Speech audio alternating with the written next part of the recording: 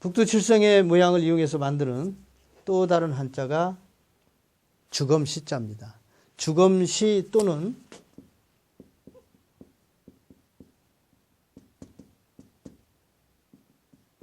시둥시라고 씁니다. 이 모양은 북두칠성의 네 별을 어떻게 연결하냐에 따라서 북두칠성의 이 모양은 아주 다양한 글자들을 만들어냅니다. 바로 주검시자는 북두칠성의 모양을 이렇게 전체를 연결한 모양입니다. 자, 그러면 북두칠성의 모양을 가지고 어떻게 주검이라는 건 사람의 시체를 말합니다. 어떻게 주검을 나타낼 수 있을까요? 이것은 이제 고대인들이 북두칠성을 어떻게 보았는가, 어떤 인식으로 북두칠성을 보았는가를 알아야 이런 글자들의 내용을 설명할 수가 있습니다. 자, 처음에 사람들은 해를 중심으로 세상을 보기 시작을 했습니다. 이것은 빙하기를 벗어나면서 사람들의 생존 조건 중에 태양이 아주 절대적이라는 것을 알았던 초기, 문명의 초기에는 온통 해를 중심으로 이 세상을 보았습니다. 그런데 점차 이제 기후가 따뜻해지고 사람들의 생활에도 여유가 생기고 세상을 보는 눈도 넓어지면서 어느 순간에 해보다도 더 무섭고 더 큰 존재가 있다는 걸 알게 됐어요. 그게 무엇일까요? 우리 하루를 생각해 보면 됩니다. 하루. 자, 해가 뜨면서 하루가 시작됩니다. 해가 뜨면은 밤에 어두울 때 눈에 보이지 않던 것들이 막 눈에 보이기 시작하면서 이 세상이 얼마나 큰지가 드러납니다. 그런데 저녁이 되면 어둠이 등장하면서 그 밝았던 세상, 그 크고 넓은 세상을 온통 다 삼켜버립니다.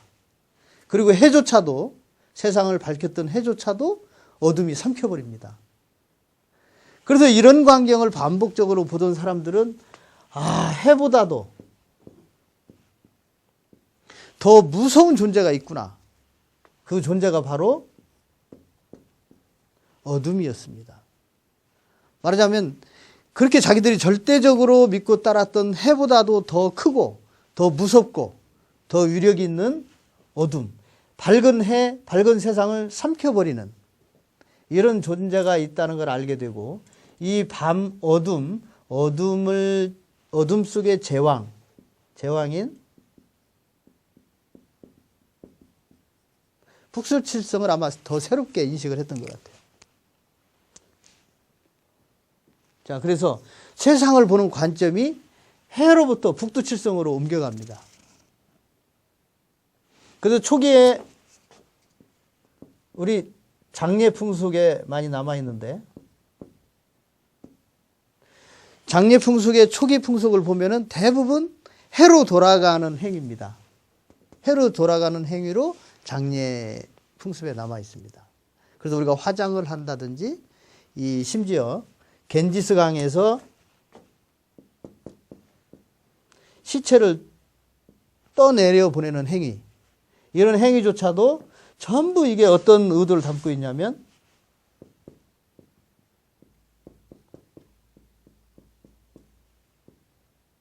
해로 가는 행위들입니다.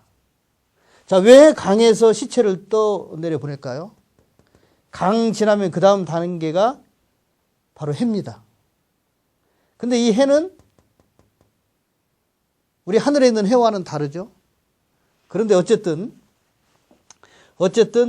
하늘로 가야 되는데 하늘로 가지 못하고 머물러 있는 해 같은 물이 바로 바다입니다. 그래서 그 해로 시체를 떠내려 보냄으로써 바로 해로 돌아갔다 라고 생각을 하는 것이죠. 이처럼 초기의 장례들은 전부 해로 가는 거였습니다.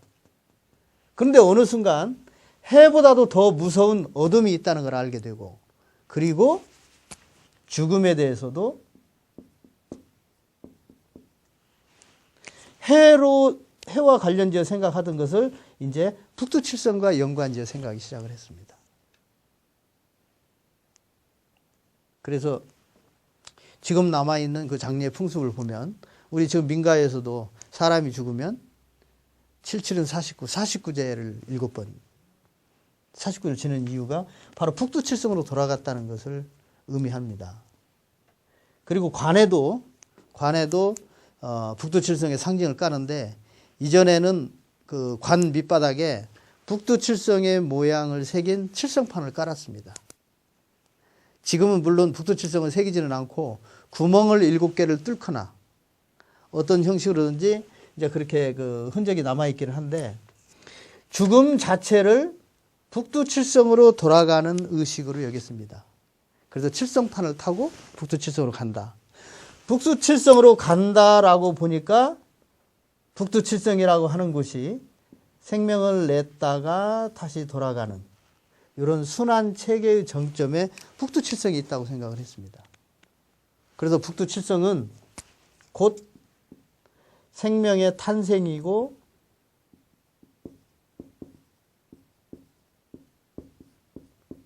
죽음의 상징이었습니다. 북두칠성에서 나와서 다시 북두칠성으로 돌아간다. 그러니까 북두칠성으로부터 태어나서 다시 죽어서 가는 곳이 북두칠성이다.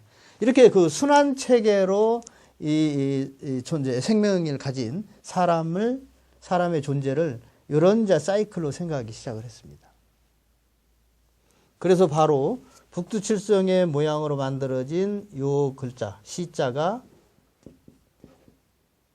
죽음이라는 뜻을 갖게 되는 배경이 바로 죽어서 가는 곳이 북두칠성이기 때문에 그렇습니다. 그래서 북두칠성을 죽음과 동일시하는 것이죠. 그러나 이 글자들의 쓰임을 보면 꼭 죽음만으로 쓰이지는 않습니다. 예를 들어서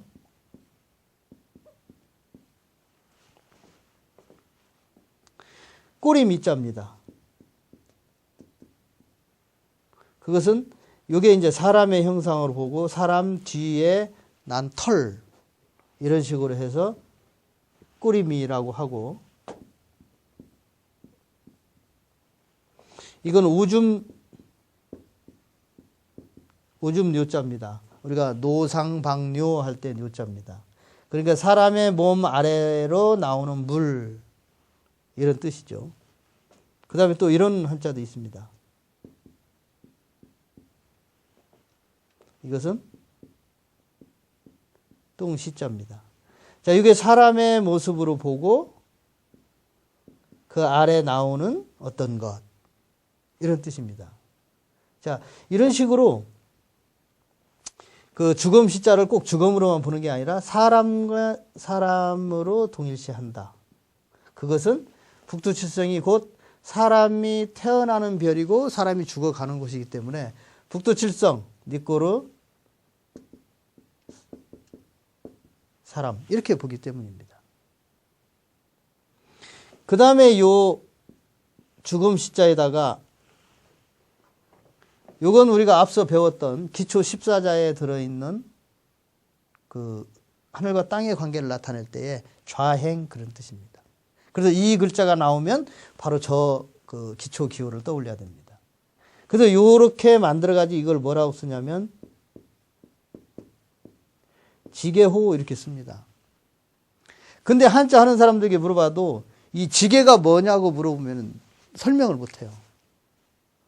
말하자면 무슨 뜻인지도 모르고 옛날부터 이렇게 써왔으니까 그냥 이렇게 쓰는 겁니다. 그런데 이 글자는 그냥 지포라고 보면 됩니다. 지포. 자, 무슨 뜻이겠습니까? 집이라고 하는 것은 우리가 밖에 나와 생활하다가 내가 편안히 가서 쉴 곳, 내 몸을 보호해 주는 곳, 내 가족을 보호해 주는 곳, 보호한다는 개념이 있습니다.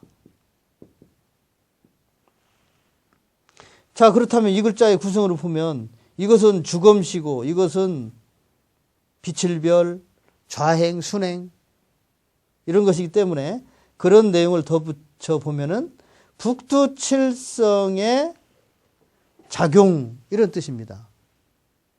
자, 북두칠성의 작용으로 어떻게 집을 나타내며 보호라는 개념을 나타낼 수 있을까요? 그것은 북두칠성이 하늘에 떠서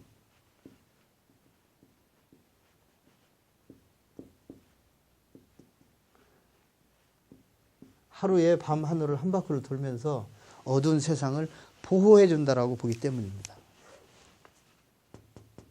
자, 이런 것들을 보면 말두자나 우물정자나 주검시자나 각각 자기 고유한 뜻과 음가를 가지고 있습니다. 그럼에도 불구하고 이 글자들이 다른 글자와 결합할 때는 그것이 무슨 뜻을 가지고 있든 관계없이 북두칠성을 상상하지 않고는 그 뜻을 알 수가 없습니다. 왜냐하면 이것들이 모양이 아무리 바꾸어도 이것들은 원래 북두칠성이기 때문에 그렇습니다. 그래서 한자를 만든 분들은 이것이 주검시가 됐든 우물정이 됐든 말두가 됐건 이것들이 다른 글자와 결합할 때는 북두칠성의 뜻으로 씁니다. 그래서 이런 글자의 원리를 알지 않고는 이 글자 하나하나 외워가지고는 크게 도움이 안 됩니다. 그냥 우물정자 하나 알 뿐입니다. 주검시자 하나 알 뿐입니다. 이 글자 하나를 외워가지고는 지게호자 하나도 제대로 설명을 할 수가 없습니다. 이게 지금 우리가 배우고 있고 쓰고 있는 한자의 한계라고 말할 수 있습니다.